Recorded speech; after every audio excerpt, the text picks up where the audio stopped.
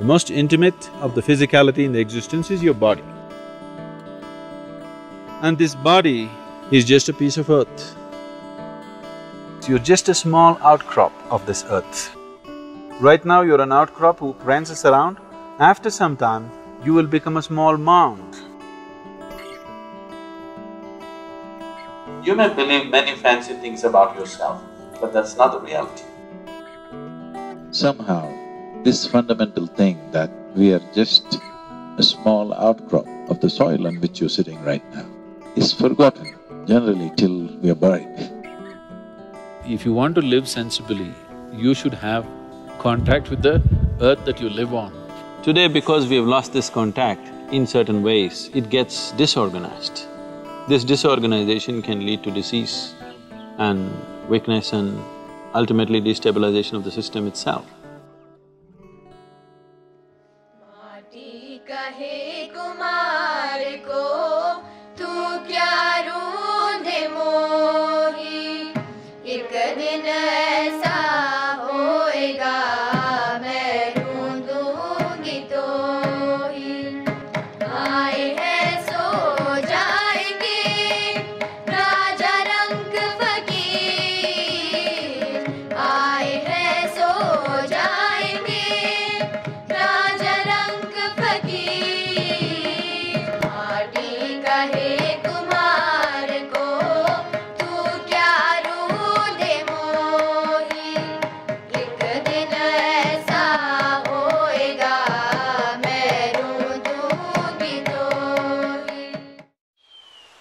I must tell you this experience.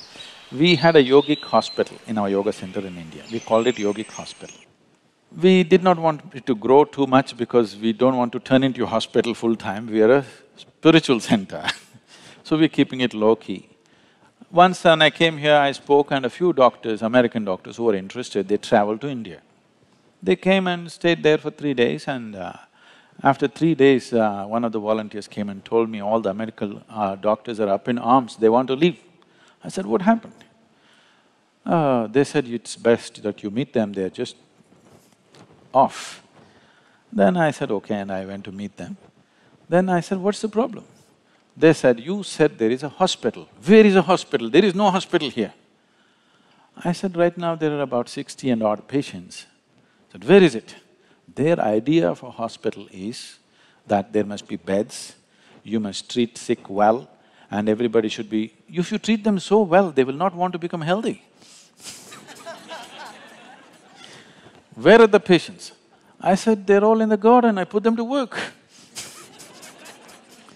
We give them the treatment and therapies and medication, but rest of the time I put them to work. Whatever they can do, they must do.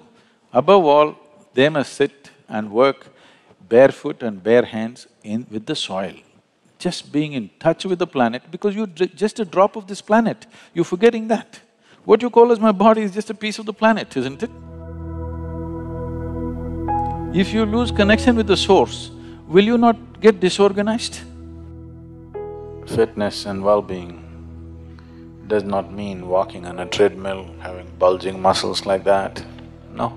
To strengthen the integrity of elements in our system is very important.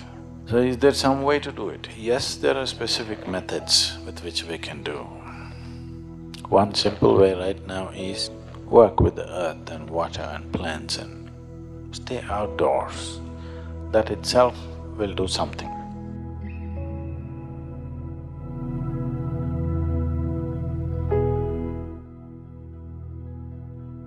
So fundamentally, if there is a certain assurance of nourishment happening to the body in terms of food, and there's clean air to breathe, and being in touch with the earth can complete the health process altogether.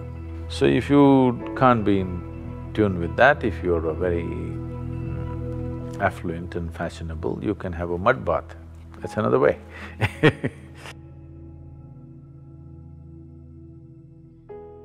So today you take vacations, go to the spas, have mud bath, in a very expensive atmosphere. But every day if you stick your hands into the earth, or at least for a few minutes a day, you would see the body would be in a much better condition because whenever it's in contact with the earth, the body reorganizes itself.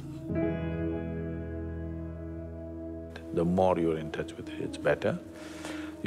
All of you can't turn into farmers now, and maybe you're living on the 12th floor and you can't be a gardener either.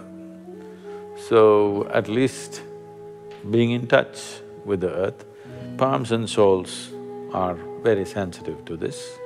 If your hands and your bare feet in contact with the earth, it'll make a difference. Or at least you do your… I don't recommend this, but if you are doing your afternoon siesta, do it under a tree with your spine in contact with the earth, things will happen very well. Or to be in a natural pool of water which is in the earth, like a lake or a river or an ocean, will do tremendous things to the system. You know the grounding, you know, the electricity groundings we do. Is it called grounding here? What do you call it? Earthing. It's called earthing or grounding, you know, it's called earthing actually. So, when you earth the electrical connections, one thing is to keep it wet, because if it is wet, it gets conducted better. So, this is why in all the Indian temples, why do you think people are making their bodies wet and lying down on the floor in prostration? Is just this, not just earthing, that special earth which is energized earth around. So, you want the entire body to be in touch with the thing. So, men go bare-bodied, at least their upper body is bare. Women go with wet clothes so that that contact is there. This contact with nature, whether it's earth or air or water, is most important. If that is not there, the body will slowly lose its integrity, it'll lose its stability, it loses its many abilities that it is capable of. It may still survive, it may not die tomorrow morning, but it loses its variety of capabilities that it has come with. The many possibilities, the array of possibilities that human system carries is lost as you lose contact with the natural element. Especially before you go for dinner or for lunch, especially before that, at least for half an hour, walk without footwear, not on this granite, either in the grass or in the mud outside. You will see body being in touch with the earth. When you eat the food that you eat, the way it integrates it is very different. Digestion will anyway happen, but how much you can integrate into the system depends on how much you're in tune with the earth. So, even half an hour if you walk without shoes or footwear, and the body remains in touch with the earth, you will see the elements will function with little more integrity than the way it is right now. Walking and playing barefoot is really coming into vogue. The yogic systems have always recommended this, and now science is getting there too.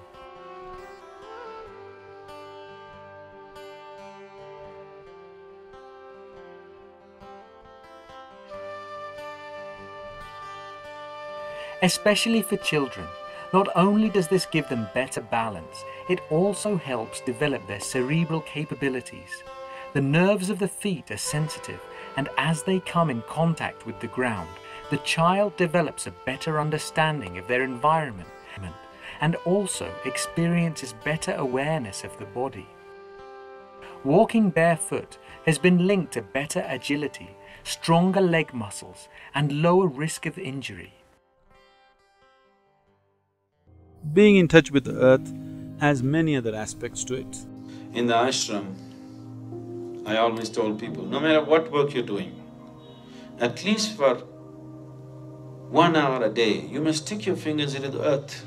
You do something with the garden somewhere, your hands should get muddy.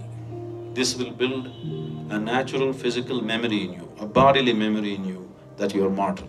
Every day, if you're sticking your hands into the earth, you will constantly… your body will know that it's not permanent.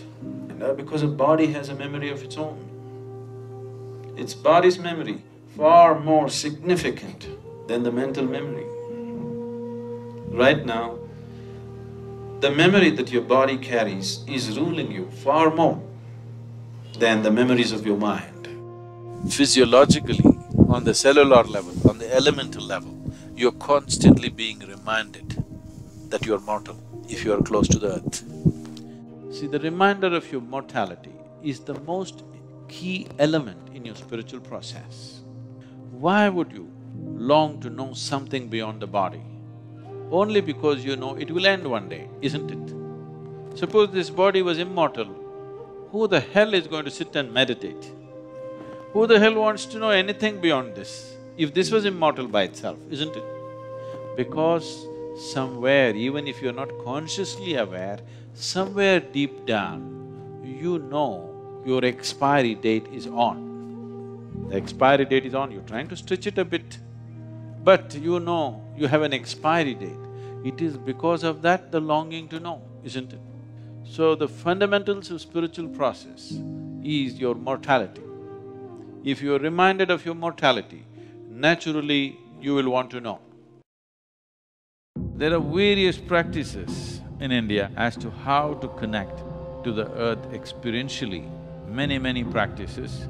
Just sitting down, cross-legged on the floor, the body in some way experientially is reminded. There is a reminder for the body that this is just this. The moment it is in touch with the earth, it knows it is this. Those of you who have very unstable bodies, that is, you tend to fall sick very easily and constantly those kind of things. If you just get off your cot and sleep on the floor, you will see it'll make a big difference. Just that much. Just maybe 18 inches away you are, just get 18 inches closer. You will see it'll make a big difference in terms of reorganizing the system. I would say 80% of your health depends on this, how much you're in tune with the earth. 80%. 80% of your chronic ailments can just vanish simply because you kind of found a little rapport with the earth on which you're walking or sitting right now.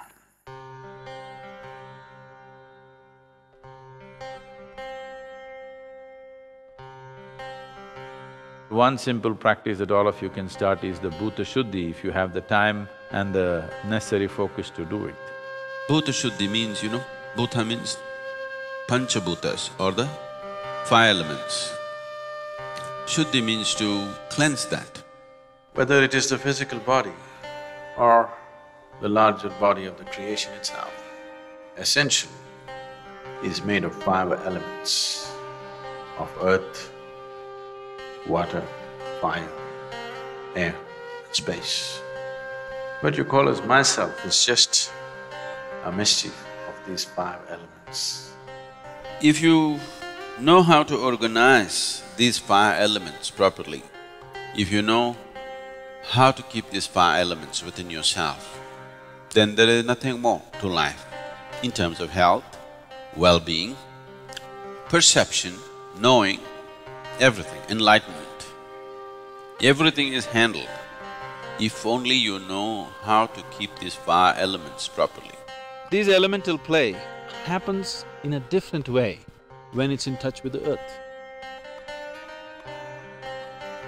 Every time I hear this, particularly when I'm in United States, I still can't come to terms with it. People calling earth as dirt. Maybe it's just another word, but in our mind, dirt means… What is dirt for you? Huh? Trash, isn't it? Dirt is trash, isn't it? Yes or no? Even in America, dirt is trash? No? What is it? Something that you don't want. Yes, it's trash, that's what is trash, something that you don't want. But soil, here we call it Thai Mann, Mother Earth. Why is it we are not reverential to all those things which make our life, sustain our life moment to moment? You just treat them differently. Suddenly they behave differently within you. If you did not drink water for 3 days, even if God comes, you'll only ask for water. If you hold your nose for 3 minutes, you don't want God, you want a breath, fresh air, isn't it? One simple thing that everybody can do is, the air that they breathe, the water that they drink, the food that they eat, and the earth that they walk upon, and the space which holds us. 5 times a day, let's say. If you are too preoccupied, at least 3 times a day, consciously, just bring a certain sense of reverence. This is a very common thing, which are being told, Matru Prema, Pitru Prema, this one, that one. Prithvi Prema, that is, love for the planet on which you're walking, because that's not different from you.